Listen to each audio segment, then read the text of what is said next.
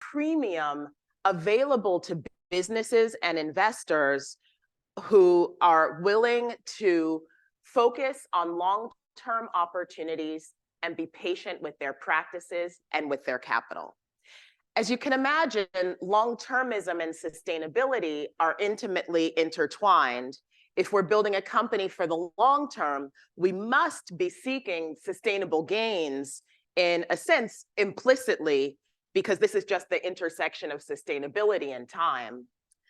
And when we think about the long term, though, we are also realizing that the long term demands focusing on how we're addressing climate risk, how we're addressing societal issues, and also over the long term, leadership really matters. So we need to think systemically, because if we have a narrow focus over the long term, we'll miss the plot.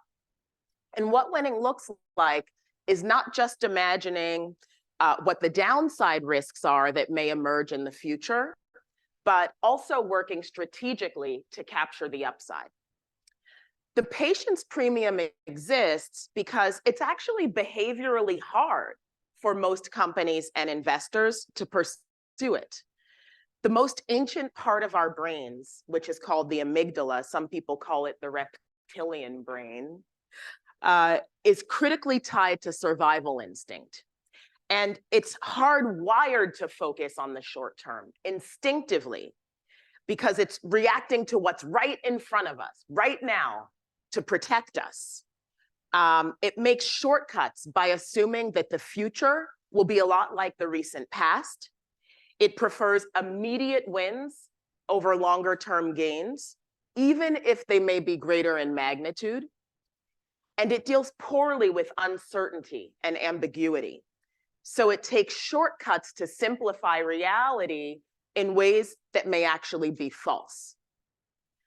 But it is because it's behaviorally hard to focus on the long term that there is a premium that is available for those who can capture it. A first mover advantage. There are fewer companies and fewer investors today that are geared to seek and capture the upside that's on the horizon. So those who can discipline themselves to attain it can actually benefit. When considering the idea of a patience premium, though, leaders often ask me, but Nili, how can we be patient about topics like climate change and pressing social issues when these topics require urgent short-term action? Well, of course they do.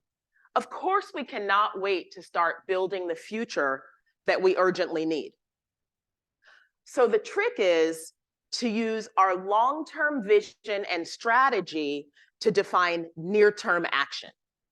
And this is what I'm hoping to talk with all of you about today.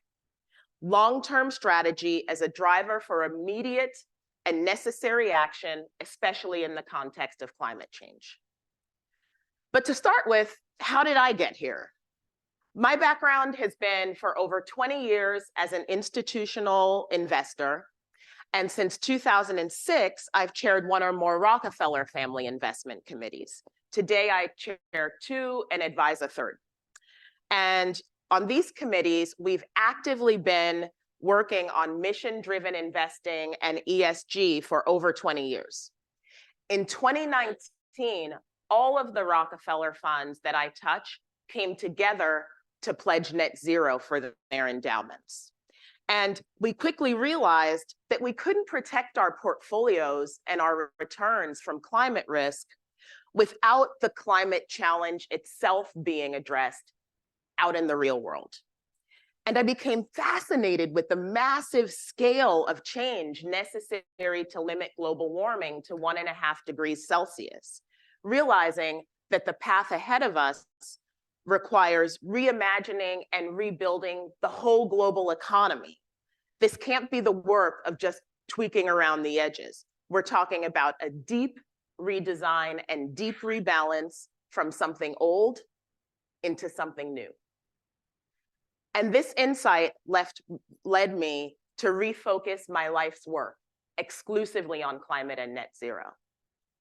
At first, I spent most of my time working inside of the United Nations financial alliances that are working on net zero targeting and implementation. Still today, I chair the advisory board of GFANZ, the Glasgow Financial Alliance for Net Zero, and I chair US policy for the Net Zero Asset Owner Alliance, which is one of the alliances within it. And as I came to understand more and more about these net zero planning frameworks, a burning question started to nag at me, because a lot of time and energy in these frameworks goes into managing the old economy out of its current state. And yes, it's extremely important to do that. But as we spend our time together today, I welcome you to also join me in thinking about the new economy that's going to replace it. What are we transitioning towards? And how will we build it?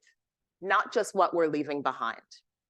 When I imagine our global economy in 2050, I see a future fueled by cost-competitive clean energy at scale.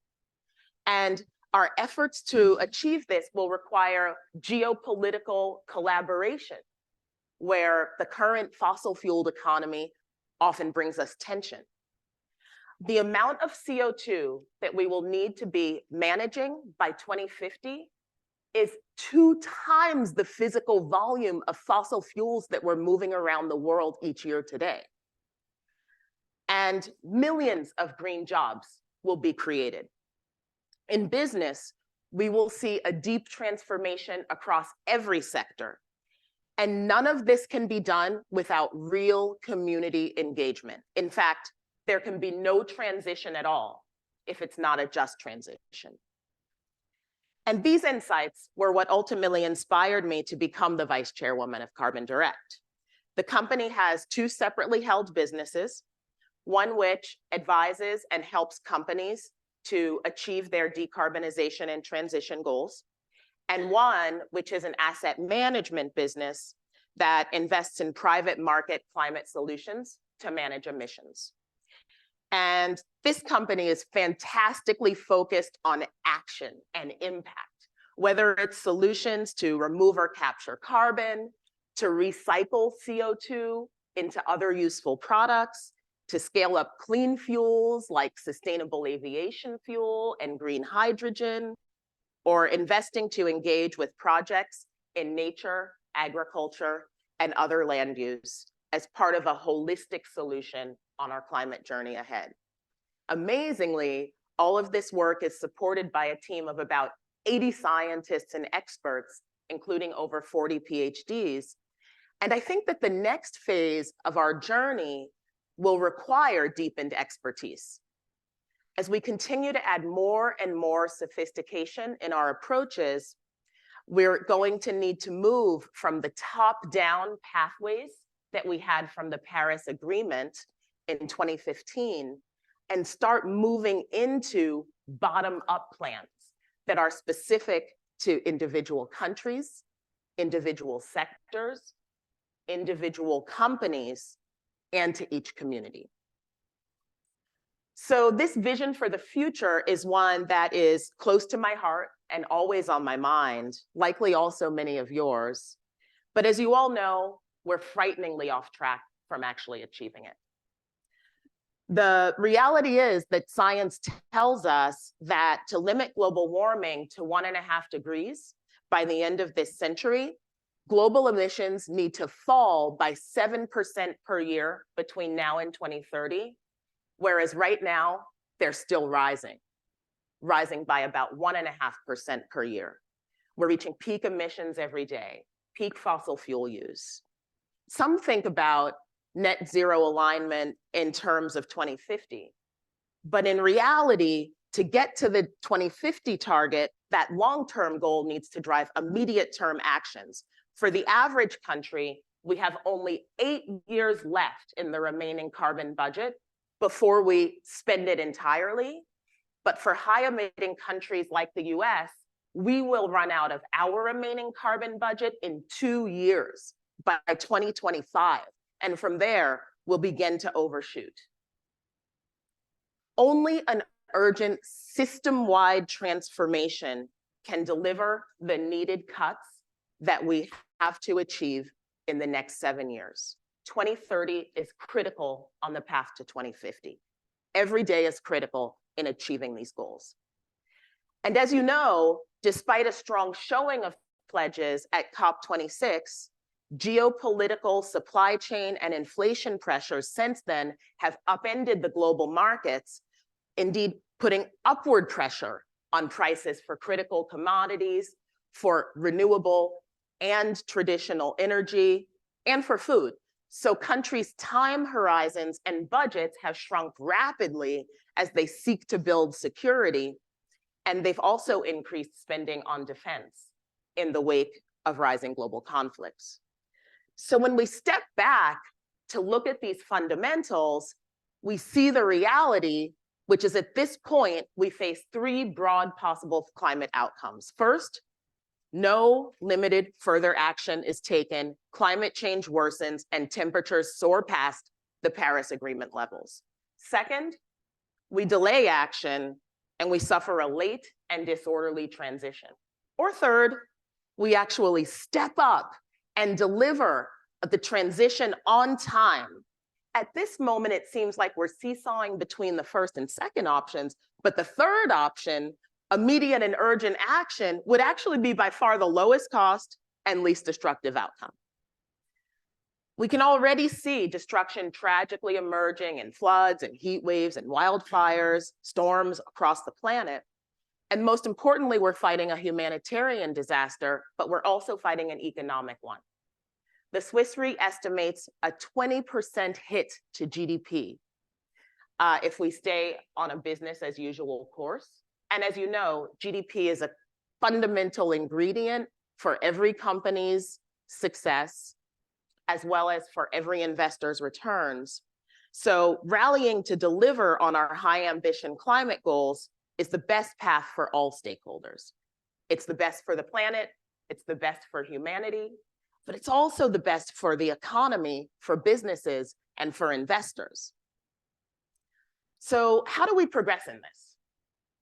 The portfolio of key actions needed to advance the transformation include avoiding lock-in of fossil fuel infrastructure with no new unabated demand-side fossil assets from 2030 and all coal and oil burning power plants closed by 2040, while dramatically scaling up renewable and low carbon energy for an orderly transition.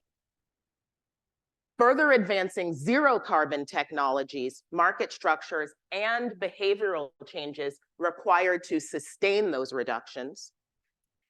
And importantly, scaling up carbon removals to deliver the net in net zero.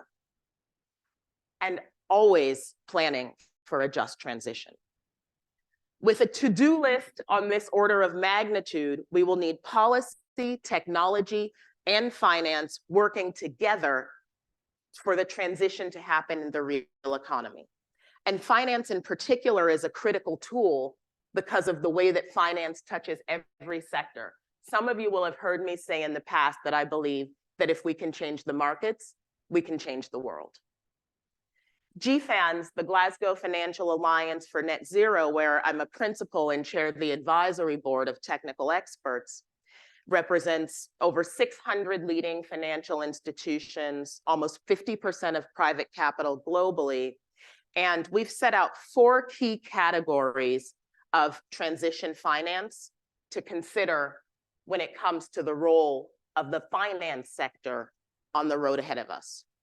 First, you have assets that are already green.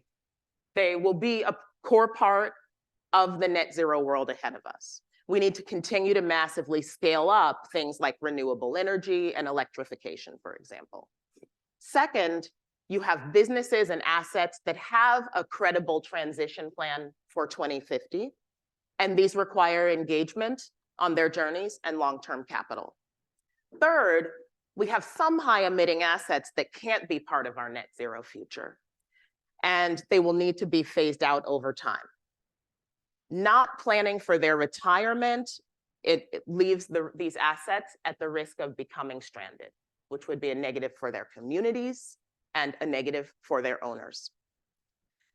Lastly, an area that I'm very passionate about and which offers a great deal of opportunity is investing in the development and growth of so-called climate solutions. These are assets that directly support the decarbonization of the global economy. I'd like to take a little bit more time with you on climate solutions today, because as I said, I'm already passionate about them, but also because this is a critical area where I think a lot of opportunity exists. So climate solutions are defined by GFANZ as those that are, quote, directly contributing to the elimination, removal, or reduction of real economy greenhouse gas emissions. These include scaling up zero carbon alternatives to high emitting activities, which is a prerequisite to phasing them out, as well as nature-based solutions and carbon removal technologies. So there are huge opportunities across these categories.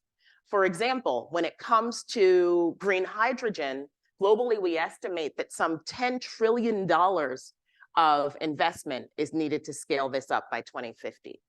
Or when it comes to the removal of greenhouse gas emissions, which can be done with nature or technology, it's estimated that we need to move from just 40 megatons of CO2 being captured and removed today to 10 gigatons being captured and removed by 2050. That's a compound annual growth rate of over 30% a year. And in order for climate solutions to scale, we need to increasingly see that the revenue from implementing these solutions will become greater than the cost. So we need to continue to see that green premiums are being reversed or flattened. And we're already seeing some evidence of this because of three key inflections that we always love to talk about at Carbon Direct. These are demand, policy, and innovation. On the demand side, we've now seen over 8,000 companies pledge net zero under the United Nations Race to Zero. And these are just the companies that are willing to conform to the UN standards. As these companies increasingly deliver against their pledges, it will generate trillions of dollars of green procurement per year. And that demand will kick in economies of scale that lower the cost. Also driving the push is policy.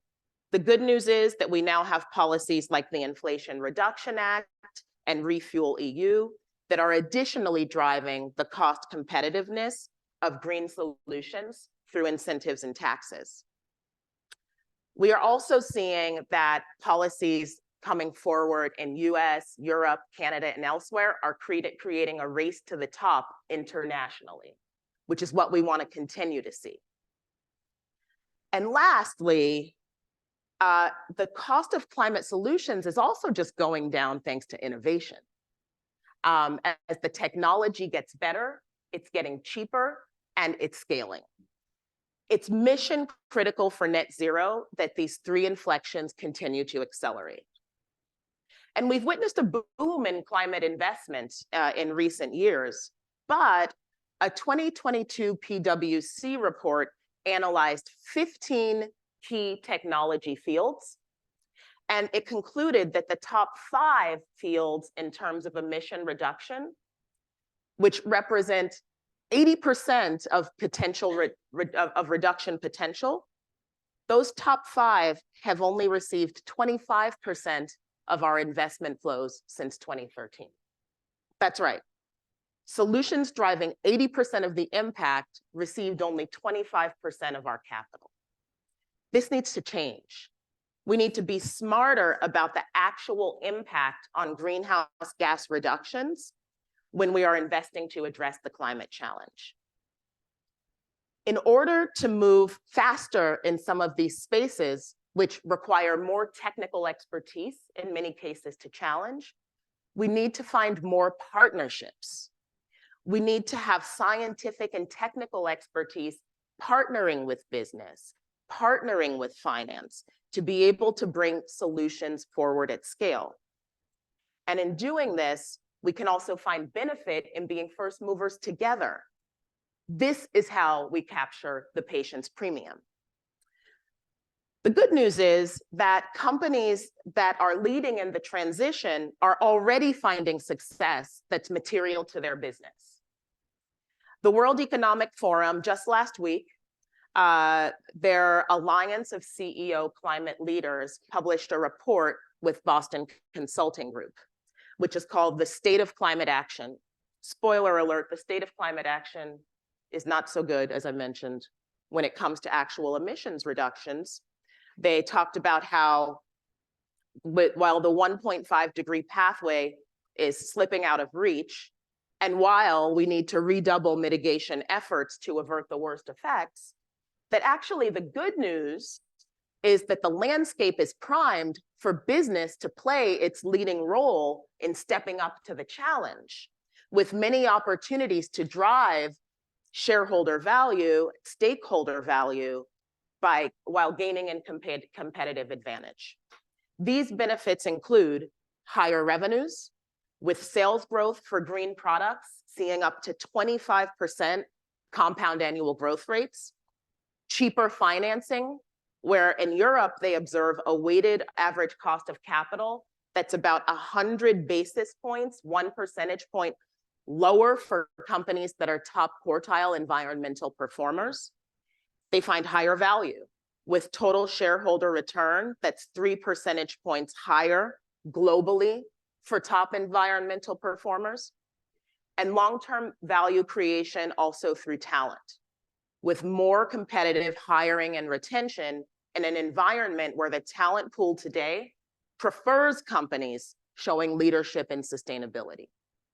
The other good news shared here is that on average, 50% of companies' reductions can be achieved on a cost-neutral basis. For some sectors, like food, consumer goods, and automotive, this number is over 70%. While for hard-to-abate sectors like aviation, steel, and cement, the figure does still remain closer to 30%. And we do need to continue to emphasize our focus on solutions to advance decarbonization of these hard-to-abate sectors, which make up about 40% of fossil fuel use globally. I will save my talk about hard-to-abate sectors for another investor forum, because it's a long one. So lastly, evidence shows that first movers are also driving the systemic change that's ultimately required to address the climate challenge as an ecosystem problem. These first movers are moving the goalposts for their industries. They're moving the goalposts for the economy. They're changing the competitive landscape such that others are feeling the pressure to do so. So yes, there is a lot that we will let go of in the climate transition. But there's also a great deal that we'll gain. Just imagine a transformation greater in scale than the Industrial Revolution to be completed in less than 30 years. When it comes to winning in the climate transition, I always envision our shared mission as one of bringing that future to the present. Climate change is an ecosystem problem, so we'll need to meet it with an ecosystem response. We can move the needle by working closely and connecting in partnership with others. And this is just one of the many reasons that I'm so happy to be here with all of you today. Thank you so much to our hosts. Thank you all for listening. Working together, we can create the future that the world wants and needs.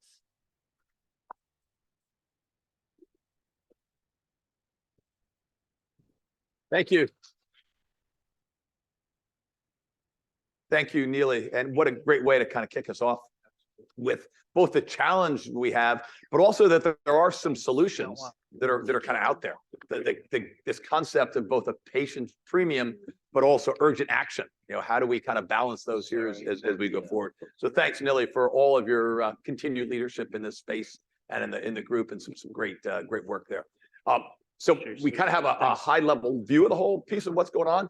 Now we're going to hear from some companies sharing their sustainable value creation and business plans with that focus on the innovation that they're seeing around the climate area. And I'm delighted to lead off our session here with Barbara Humpton, the CEO of, let's get her on here. There we go. One more push. All right. Drum roll.